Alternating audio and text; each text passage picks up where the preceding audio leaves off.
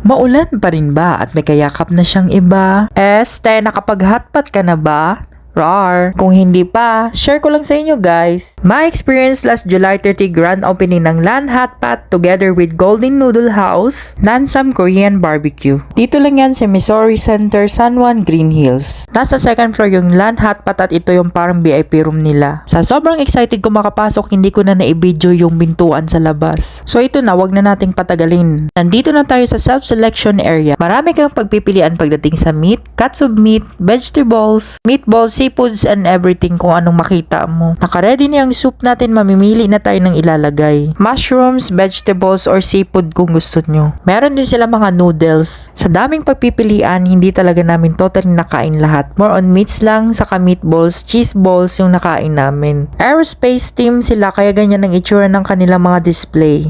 Pagdating naman sa sauce, you can make your own sauce. Marami ding choices na ilalagay pero kutob-kutob lang yung ginawa namin. Next time, itatry namin itong ginagawa nilang sauce. So kumukulo na yung soup, unti-unti na namin pinapalagay yung meat na pinagkukuha namin kanina, pati yung mga vegetables.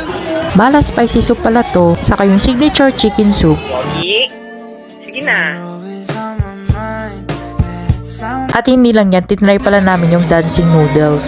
At syempre, as a bida-bida person, itatry sana namin yung trending na twirl sa TikTok. Kaso hindi na tuloy baka tumalsik. So ito na yung sauce natin, ididip natin kung ano man yung pinakuluan natin sa soup. Ang pinaka nagustuhan ko talaga dito yung cheese ball, saka yung iba't ibang cuts ng meats nila na ang lambot talaga. May overall rating 9 out of 10. In fairness, ang sarap din yun ang ginawa naming sauce.